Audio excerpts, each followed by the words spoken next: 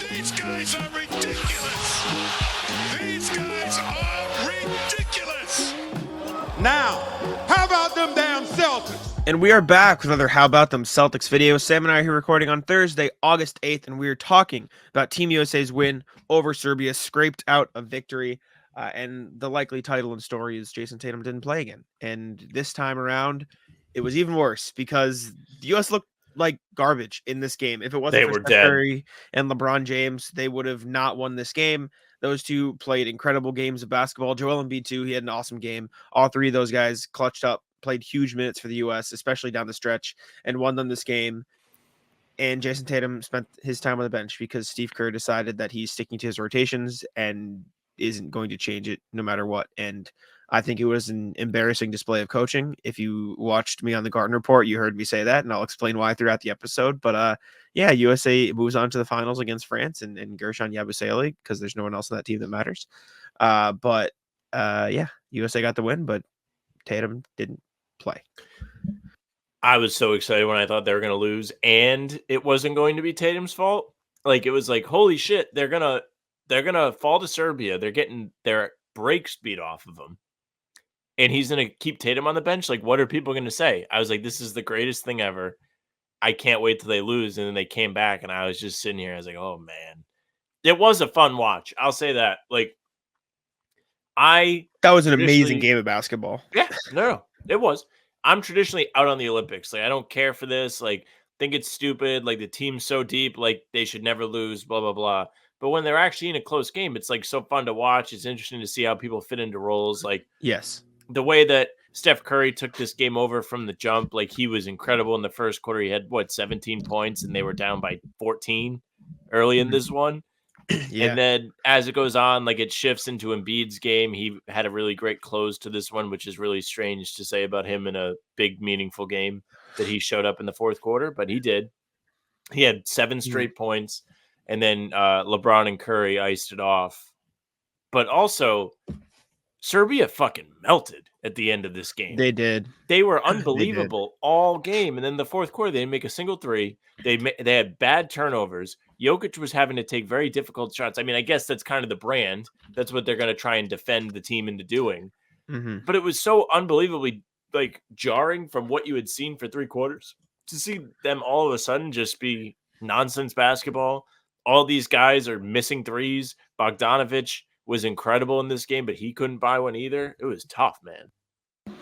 I mean, the entire Team USA team was bad outside of Curry and LeBron, and the entire team of Serbia was incredible for the entire game. And then, like you said, the fourth quarter came around and they didn't do anything. I'll give Team USA credit. I do think they picked up the defensive intensity finally at the end of the game. Like, you had Kevin Durant grab a big rebound. You had a couple big defensive plays by Joel Embiid on the other end. And so you saw some, like, sparks there, but it just, Serbia was red hot the whole game. And I said this on the Garden Report after the USA-Brazil game.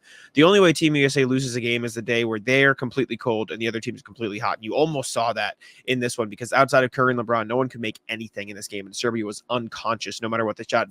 Vasilije Micic made a bank shot like that looked like a Jordan Poole buzzer beater from the 22 finals. Like, it was whack. And like you, I'm more into it than I think you are, but I was sitting here watching that, like, fist pump, like, oh, let's go. Like, it was an incredible basketball game. Like, this was such a fun game to watch. And I think a part of me forgot what it was like to watch fun basketball games because we got 0 of them in the playoffs.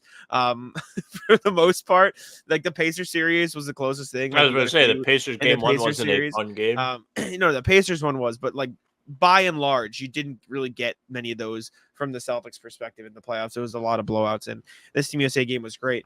The fact that Anthony Edwards played in this game over Jayson Tatum is malpractice, and Steve Kerr should be fired on the spot. Like, if I'm Grant Hill, I'm going, old Yeller, see you later, Steve Kerr, you're fired. Go back to Golden State. Get out of here. That can't happen. That's an unacceptable display of coaching. Anthony Edwards was terrible in this game. He turned the ball over twice in his, like, 13 minutes. He looked useless on the defensive end because as good of a point of attack defender he is, he's not good in rotations, clearly. Steve Kerr decided to run 3 guards in a lineup that was getting killed on the boards and needed more length to guard the 3-point line. They didn't have that. Steph Curry had to be on the court because he was red hot. But if you're going to do that, you should either add 1 size or 2 a defensive-minded guard. And he said, let me put Devin Booker and Anthony Edwards next to him.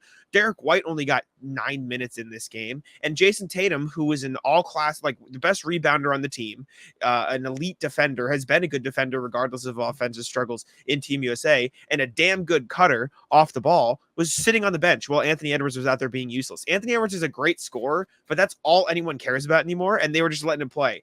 If you're going to say Tatum can't play because he needs the ball in his hands and that doesn't fit with LeBron and KD, what the fuck does Anthony Edwards do? All he is a ball hog. Someone commented today, like, Tatum's the worst ball hog I've ever seen. Have you met Anthony Edwards? Like, he said, like, called him a ball stopper. Anthony Edwards was, quote, leading the Team USA in points, and they're all garbage time points. He has scored at least 3/4 of his points in the Olympics so far when Team USA has been up by 30 in the fourth quarter. Like, I don't think he's a good fit next to those guys on the court. I don't think there's a reason outside of the 3-point shooting, which is a valid reason up to this point, that he should be in the lineup over Tatum. And he went 0 for 2 from 3 tonight on 2 wide open ones. Like, there was no reason for him to be in that game. And it's one thing to start with him to keep your rotation. It's another to go back to him after you saw his fit in the first half. Right. That is they where cut this Steve lead Kerr, down to like exactly 8, and then it ballooned back up to 14. That is where 11, Steve Kerr going went in the from, fourth. I'm going to stick with my rotations, to I'm a fucking moron. That was the deciding line, where he went back to Anthony instead of trying Jayson Tatum. That was, I'm going to stick to what I wanted to do at the start, to I'm not going to make any adjustments because I'm being a stubborn moron. And that is where it happened. So I probably wasn't paying very close attention in the first Edwards minutes or any of them, but Horrible. the one that really bad. stuck out to me was, like, granted, it ended up working out at the end, but Durant was pretty dreadful for a lot of his early minutes too. Like, PrizePicks is America's #1 daily fantasy sports app with over 5 million active members. PrizePicks is the easiest and most exciting way to play daily fantasy sports. Unlike other apps on PrizePicks, it's just you against the numbers. All you do is pick more or less on 2 to 6 player stat projections and watch the winnings roll in. Get in on the daily action with your friends and become a part of the PrizePicks community today. With PrizePicks, you could turn $10 into $1,000 while watching Team USA rack up the gold medals this summer. You can make a PrizePicks lineup of players across basketball, soccer, tennis, golf, and more in as little as 60 seconds. Just pick more or less on 2 to 6 player stat projections and you're locked in. PrizePicks is available in more than 30 states across the country, including California, Texas, and Georgia. Sam and I use PrizePicks all throughout the NBA playoffs as the Celtics were making their run. If you guys tuned into the pregame show, you saw it. We like Drew Holiday blocks. We always picked Jayson Tatum to get a dunk. That was a lock for us. And we always picked less on the opposing stars' points. Download the PrizePicks app today and use code CLNS for a first deposit match up to $100. That's code CLNS on PrizePicks for a deposit match up to $100. Pick more, pick less. It's that easy. he had a couple really bad Yes. forces when they were trying to get back in the game, and it was just like, really? Like, this is what you put out there today instead of Tatum? Then Durant made a big 4-point play in the fourth quarter and had the dagger bucket. But nonetheless, there were stretches in this game where you were like, we really sure like Tatum wouldn't be giving you more than this? And I get it. Like, I think Steve Kerr has carried the mentality of like, this is the last go for LeBron and Curry and Durant. So we're going to trot him out there as much as we can because they're still serviceable players. Like, obviously, like, they're still pretty close to their peak, even though like someone like Durant isn't quite what he used to be. LeBron isn't the same like mercenary he used to be, but they're still very, very close, like top 10 level guys. Like, they're not bums by any means. So sitting Tatum may be like a respect thing, but I don't know, man. You mentioned Anthony Edwards. There are other options. You can also play him in many different roles. Tatum is a guy who may not be super duper comfortable being the second, third option, not as comfortable as he should be or could be, but he is somebody who has shown a willingness to sacrifice. Like, as the Celtics have improved, he has taken less shots. He has taken the back seat on nights that Jaylen Brown has had it going. Like, he can be a distributor. He's just not really being put in a role where he's ready to thrive. He's not a catch and shoot guy. Not that he doesn't have good catch and shoot numbers. He's just not used like that. He doesn't play like that. Tatum could be a passive player, but he's still going to have the ball. And I think that might be the main driving force as why he's not playing. But it doesn't mean that any of your points about Anthony Edwards were incorrect, because by all accounts, everything I saw, everything I've heard from you, he has been tunnel vision, ball down, it's me time. And it's not anything different than you would get from Tatum. Neither was Durant. And up to this point, I get playing Edwards over Tatum because he was hot from three. Like, Edwards was shooting 50% from three up to this point, and you need that shooting next to LeBron and KD. And if he's shooting that hot from three, fine, play him over at Tatum. I'm not gonna have a problem with it. I get it. Like, you need that shooting, and Tatum has been not a shooter lately. Whatever. In a game where he's not making his threes, and you're getting killed on the glass, and you're not, hitting your defensive rotations correctly, and you need, rebounding help. When Tatum gives you all of those things, and Edwards is being a non-connector on the offensive end with turnovers, and you don't play Tatum, that goes from I'm sticking to my guns and want right matchups to I am refusing to make adjustments based on what I'm seeing on the court. And that's where the problem lies. Right? Like that's where it goes from bizarre. I get it to it doesn't make any sense. And when you have the entire collective basketball world, national media, Celtics people, former players, current players tweeting, hey, why isn't Tatum playing? Maybe you're doing something wrong. Maybe it's not the rest of the world being dumb. Maybe it's you. When your own fucking player is tweeting, what the hell is up with these rotations? Buy a mirror, Steve Kerr. Do they have Targets in Paris? Can you go buy a mirror and fucking look? Like, what are we doing? Draymond Green tweeting halfway through the game, sometimes you have to scrap the rotations. Ring the alarms? Sound like, what are we doing? John Morant tweeted something about it. Jordan Clarkson tweeted Tatum ? Like, come the fuck on. What are we doing? How are we not, like, keeping things... Like, it doesn't make any sense. It was a complete nonsensical decision to play Anthony Edwards over Tatum. Again, I get it the first time, like, you stick to your rotations, but the second, like, playing him again and not trying Tatum is where it's a step too far. And I get Booker. I saw a lot of people say, what about Booker? What about Drew? What about these? Blah, blah, blah over Tatum. I get Booker over Tatum because he is objectively a better shooter, and he always has been. He didn't really have it tonight, and he wasn't the best on defense. So maybe you roll with him. I get Drew for the defense. But like, let's not even just keep this to Tatum. That's the one I'm most mad about because he literally did not play. You're going to play 3 guard lineups and get killed on defense when you have fucking Bam Adebayo on the bench? Hello? And you could cry spacing all you want. Motherfucker's been money from 3 in the Olympics. Like, I don't get it. And I get you need offensive production, but the issue in this game for so much of it was so clearly your defense sucks. You're not closing out on shooters. You're sending too much pressure at the inside, and you're getting beat off the ball. And you're just not playing 2 of your best defenders who are sitting on the bench. Fuck it. Anthony Davis played 10 minutes in this game. How? What are we doing? How are we not playing our best defenders? I tweeted out, it is incredible. It is impressive. I need to find the exact tweet because one sec. Let me find this.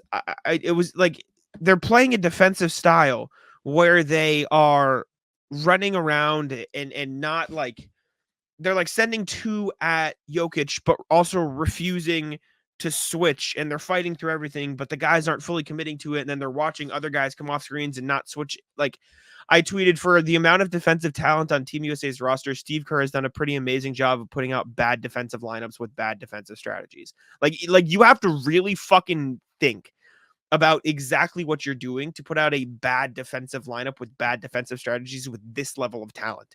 And holy fuck, clap it up. Steve Kerr found a fucking way to do it. Because how the hell is this happening? And I get the level where players are hot from 3. Like, there's a point in time where it's like they're making some tough ones.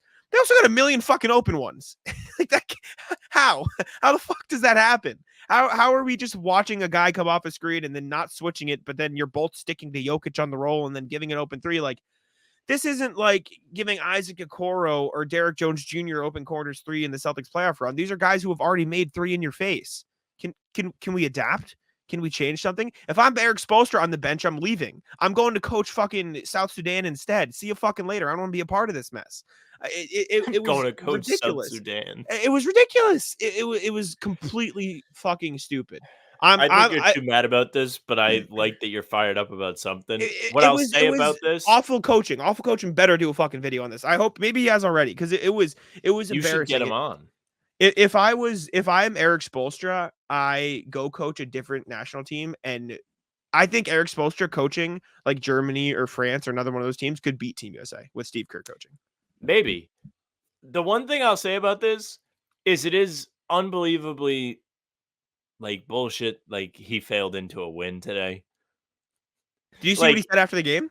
No, what did he say? Let me find it. Gary tweeted. He was like, "I was lucky to be a part of this. This was an incredible game. I'm humbled to be a part of this game." And all the replies are just, "You weren't. You didn't do anything, buddy." Literally, Steve Kerr. This is what is it? Positive reinforcement for a negative action? Yes. Like he's just getting like all of the good. What the fuck are they called? The endorphins in your head that you get like for doing the wrong thing. Like he clearly is making a mistake with his rotations. He's being unbelievably stubborn. More stubborn than Missoula will be. And Missoula's a pretty stubborn guy at times. Like we've watched him.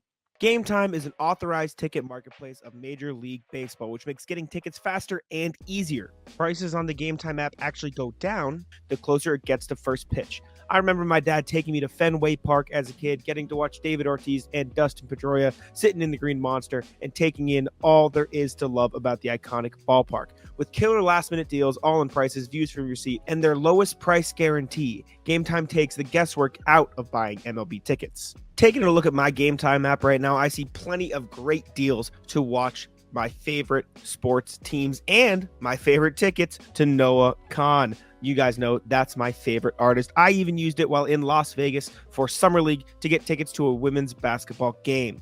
Some of my favorite features in the Game Time app include letting me see what the price is going to be with fees included. It makes so much easier to take a look and see what the actual price I'm going to pay is. Also, you get to see exactly where you are sitting. It's a great way to know exactly the experience you're going to get. I also love the fact that you can get great last-minute deals. Save up to 60% off buying last minute for sports, concerts, comedy, theater, or anything else. Take the guesswork out of buying MLB tickets with Game Time. Download the Game Time app, create an account, and use code CLNS for $20 off your first purchase. Terms apply. Again, create an account and redeem code CLNS for $20 off. Leave out. I think last year in the playoffs in 2023, like Sam Hauser didn't really play a whole lot. And everyone was like, why not? Like he didn't trust him yet. Like Joe Mazzulla is a big trust his guys guy. Maybe Steve Kerr's the same way, but Tatum won a gold medal. It's not Sam Hauser. This is fucking Jayson Tatum we're talking about. And I'm not but mad like at all you. these guys are at that level. I don't give a shit.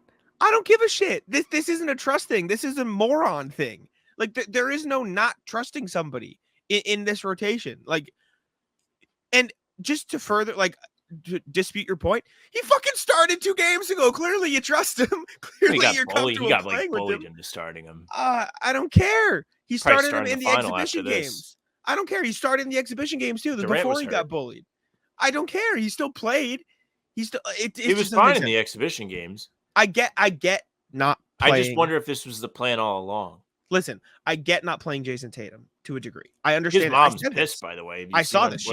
She said on Twitter. So Dick Vitale tweeted, "Is he injured?" And Jayson Tatum's mom said, "No, he's not. But if you find out what's going on, please let me know. This is unacceptable and makes no sense." And I agree. I've been asking if he's injured makes for a no while, sense. for what it's worth.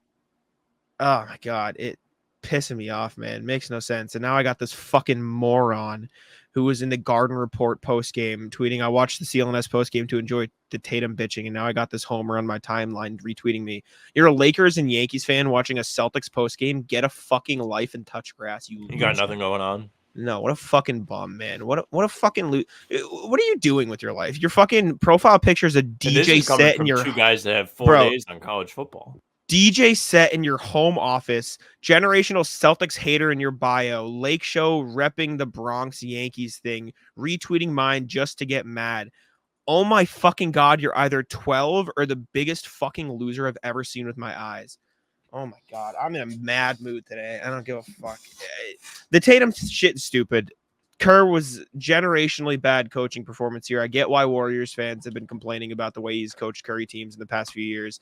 Doesn't make any sense. Anthony Edwards shouldn't have gotten a second chance over him. I kind of get the Devin Booker thing. I kind of get the Drew Holiday thing. Extending it past Tatum, Adebayo should have been playing in this game for the defense and rebounding. Davis probably should have got a few more looks, but I get it why he didn't, because Embiid was awesome in this game as well. You got bailed out by Steph Curry. How many times can you say that? Whatever. They won the game. It was a great game for what it's worth. It made no sense not to play Tatum with the way you were losing this game, the way Serbia was beating you. Not giving Tatum a chance didn't make any sense. So, all your points are valid. Like you mentioned, they were getting killed on the glass. Even in the fourth quarter, there was a few possessions where they gave up multiple offensive rebounds, and it led to Serbia buckets. Like, they were trying to climb out of a hole. And as I've come on here and fucking cried about many times, they were trying to climb out of a hole, but they were giving them extra chances. They were basically begging to lose this game. They got it together. Steve Kerr lucked into being right. And now Jack is having an awful day. So thanks a lot, Team USA, because you won. It's just dumb. Hey, I wrote about it for Hardwood Houdini. It's doing pretty well, so I can't complain too much. But if they lost, it would have been better. I was hoping they would lose. I mean, as I do. I wasn't. I was rooting for him. It was a great game, and everybody hates the USA until it's all of a sudden Olympic time, and everyone's all prideful. But I don't think anybody has that take in hating the USA team except you. They're boring sometimes. No, not the team. People, I wish I wasn't from here. This place sucks. Blah blah. But then everyone wants the basketball team to win, and I'm on the other side. This is one of those times. I didn't expect to have anything for that. I have somebody appreciate when you say shit like that, knowing I'm not going to react, you're fucking me over, because all the comments are going to be, "This guy sucks." What is? No. That's not why I'm doing it. I know you're not you do it. accusing me of that, but comments, he's fine. Yeah, we got a gold medal game on Saturday against Mr. Yabashele. Gonna be sick. Wembanyama's been awesome. Excited to watch him. Watching Steph Curry in the first quarter was fucking sick. That was so fun. just unconscious. Then LeBron in the second half just deciding to say, all right, fuck these guys. I'm gonna do whatever I want. It was awesome. He had a triple double in a 40-minute game. It's insane. So excited, man. I was needed to blame LeBron for them losing, and he was so good in this game. Even you can't deny it. So close. Anyways, I appreciate y'all for tuning in. Let me know your thoughts. Make sure to leave a like, subscribe, and I'll let Sam wrap it up. Yeah, thank you very much for listening and watching. Make sure you subscribe to the channel, hit the bell, leave a like. If you hit the bell, you won't miss any of our daily uploads. New stuff at 5 a.m. daily, full pods Tuesday, Thursday, Sunday, game recaps the morning after each game, and other videos in between to keep you busy. Again, subscribe, leave a like, hit the bell. You can find us on Spotify and Apple also. All pods and game recaps will be there for you. They're audio only, but if you follow, they're going to go right into your feed. Nice and easy to find us. You can leave a 5-star review as well. We'd appreciate that very, very much. You can email us, hbtcpod@gmail.com. Tell us what you think of Steve Kerr. Tell us whether or not you're rooting for Team USA. Send in your atlas, hbtcpod@gmail.com. We'll go through them on an upcoming pod. You can also find us on socials at How About Them C's, Twitter, Instagram, TikTok, Facebook's the name of the pod. Streams are there. They're on YouTube. They're on Twitter. Jack's Twitter's at Jack's One NBA. Mine's at Sam LaFrance NBA. That's it for us. Bye.